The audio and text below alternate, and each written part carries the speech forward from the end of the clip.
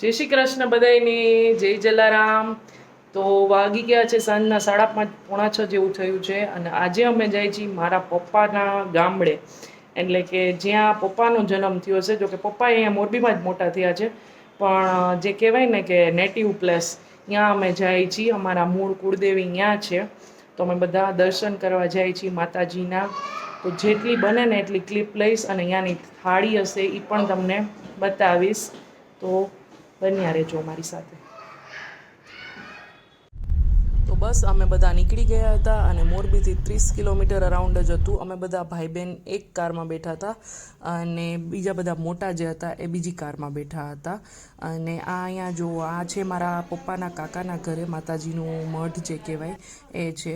અને આ ગામડાની મોજ તો જુઓ, કેવો નજીકથી, આટલો નજીકથી મોર દેખાય છે। હિયા આંસી બધાને બહુ નવાઈ લાગી, કારણ કે ક્યારેય જોયો જ ન હોય।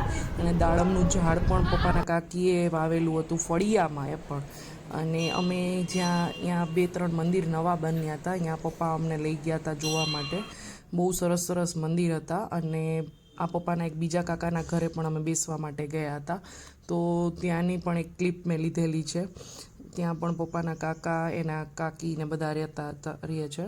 અને આ જો બધા ભાઈઓ સાથે બેઠા છે જમવા। પરિવારમાં બધાને જો સંપ હોય અને સાથે ક્યારેક ભેગા થયા હોય ત્યારે બધા સાથે બેસે તો કેવી એક રોટલી વધારે ખવાય અને કેટલી મજા આવે એ જુઓ તમે।